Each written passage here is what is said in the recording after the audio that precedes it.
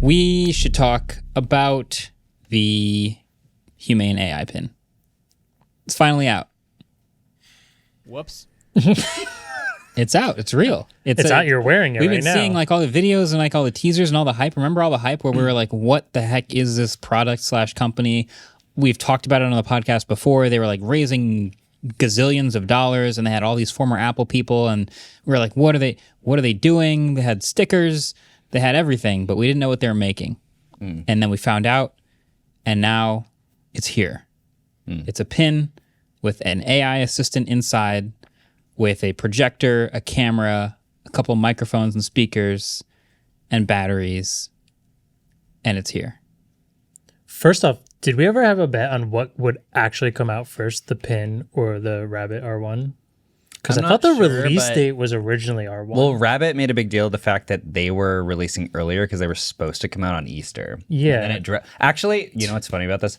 The Humane AI Pin was originally supposed to come out on the day of the eclipse. Yeah. That was the whole thing, and they like put their logo. Their logo is an eclipse. Is an eclipse, and they did that on purpose, and then they missed it. Yeah. And then the Rabbit R1 logo's a rabbit, supposed to be tied in with Easter, was supposed to come out on Easter, and then that got delayed. It is remarkable. I mean, it seems like they've been developing in like parallel and like sort of pseudo racing each other, and it's kind of remarkable how close to each other they're launching, and they're both clearly rushing to just get it out. I will say this.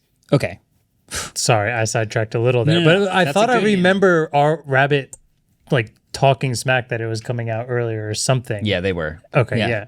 So the thing about No, it the didn't. Rabbit, No, it didn't. which we don't want to talk too long about, it's like a little box with one piece of software in it that runs on a little cheap computer and like has a camera in it. It's like I can understand how that didn't take forever to develop. Yeah. This is a $700 piece of hardware. Yeah.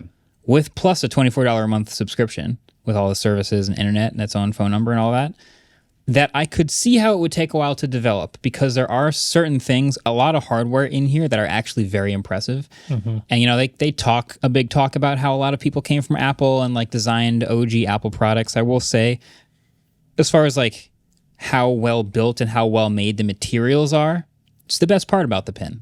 It's metal. The magnets are extremely strong.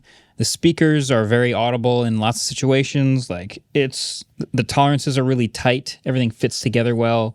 It's surprisingly well made. And I give it props for that. I think that's the best part about the AI Pin. And I think making a projector this tiny probably took some time as well. So there's that. Yeah. They went through a lot of it when they came and showed it off to us and like internal parts and stuff. And it was really impressive seeing all of the inner workings of it and how much thought had to go into making this do what it does. You guys even see that? Yeah, I just really... Is it even on the camera? I'll put the mic on the other side so you can see it. So yeah, it's right here. It's on my chest. It's magnetized. God, there's so many fundamentals. I'll have you guys ask questions that you want to know about it. But here's the fundamentals of it is it's a little AI in a box. It's your little helper. You can interact with it with your voice by just using this touchpad here and touching it and going, what time is it?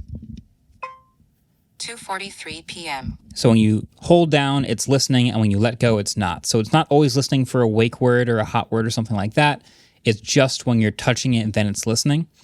And if you ever don't want to use audio, it also has a projector built in, which is impossible for me to show you from this angle, but I basically just hold my hand out in front of me, and a little UI appears on my hand, and it's projecting UI. And then as I move my hand around, I'm interacting with the UI of the Pin, which is new.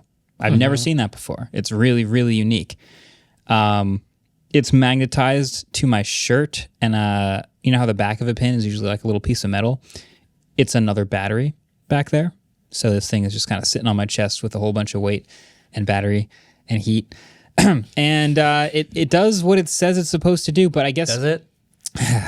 Here's my my number one overarching thought when using it. I really believe that tech can eventually make this like artificial assistant possible for regular people.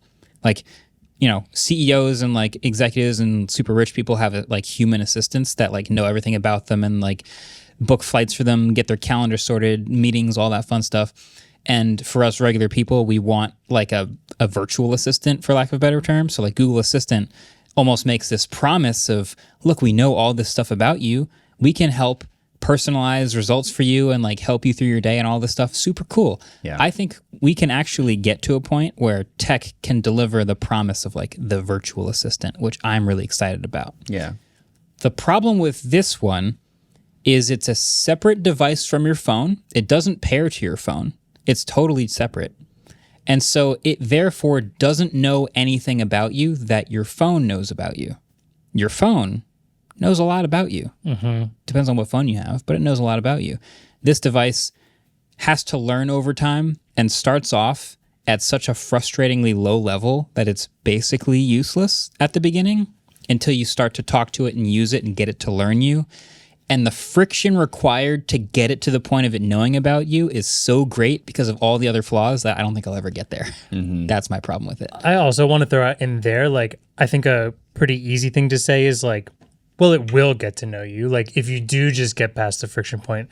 But my biggest thing here, and we all were kind of talking about this, is like, even when it gets to know you, the fact that it's its own number and not connected to your phone is like, that means I have to make the choice of, am I communicate? Because one of the things it can do is like, tell me what's going on today. Like, what did I miss in my text messages? Send this text message to whoever, call this person. It's a different phone number. So now I have to be like, hey, David, I want you to, like, during the week, I'm wearing the Humane Pin. So can you use this number, like 9 to 5 on the weekdays? And can you... Wait, it doesn't forward?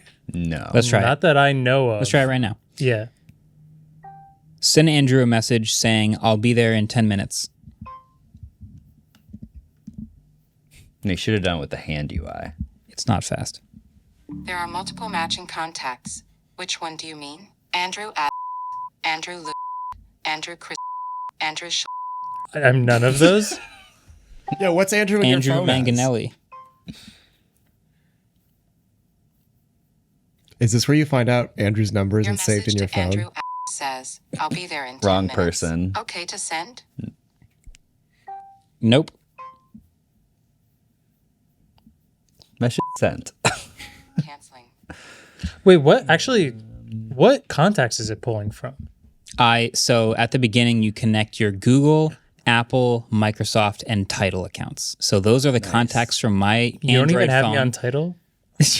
I have my contacts in Google Contacts, so that should be pulling. I'm going to try it one more time. Say my full name. Tell Andrew Manganelli I'll be there in 10 minutes.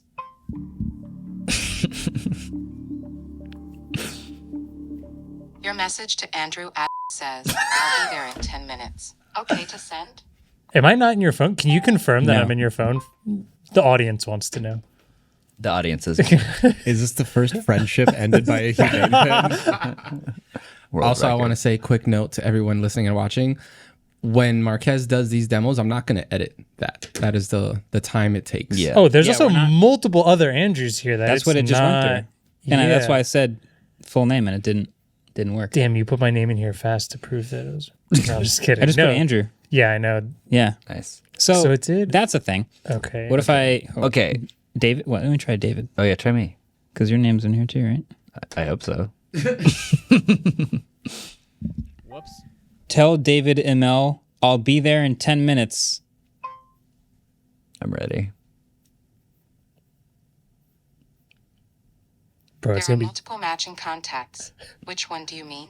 David Nelson, David Bl- David Imo, David Bl- or David L. What a flex. I just saw it. in there. David Imel. Come on. It's not how you pronounce my name, Pin. Your message to David Imo says, I'll be there in 10 minutes. Okay to send?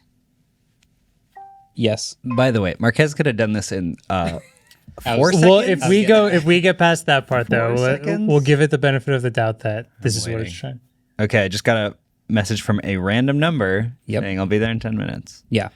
So I think the point where we're trying to illustrate, which is exactly what you just said, is this can do a bunch of things, but all of those things I could do infinitely faster or better on my phone. Yeah. unless basically the one thing that this can achieve is if your goal is to spend less time on your phone, then technically you can do it. And more time, frustratingly, working with the pin. You will probably be very frustrated with the friction of using the pin. I want to even give it the benefit of the doubt, though, on if you do want to use the pin in some cases. But now you have two completely separate phone numbers, forms of communication with David. So like you could be talking to him through the pin for a day, but then like that's not including the time you're using your phone. So unless it's completely taking over your phone, you are going to be using your phone sometimes. Now these are two totally different conversations. Are we going to double our text messages for every single person that we talk to in a week? You were talking about, it can summarize all your messages. Yeah. And it can read you the things that you've received while you were in a meeting. That's only if the person texted this number. I just did. So what happens? I just texted it back. You texted it back. Yeah. Great. Well, how do you know? So there is a notification light at the top that you have to look down at? that I have to look down at. Oh my God. I can't see it very well, so it's not You really didn't doing much. see it when I texted you back, so like... Yeah, Was there a vibration or anything? There's no vibration. Oh my goodness. But I'm going to ask Does it it if have a haptic motor? I haven't felt any Can you vibrations. call it? What happens if he calls Oh, yeah, you should call it. Wait, so can you... So I'm going to ask if I have any messages. Do I have any messages?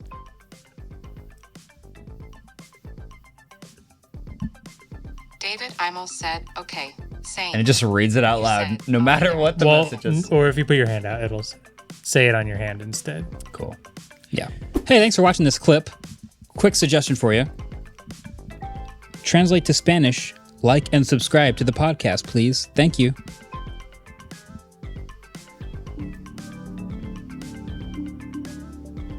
Dale me gusta y suscríbete al podcast, por favor, gracias. The best one of the last 20 takes. Impressive.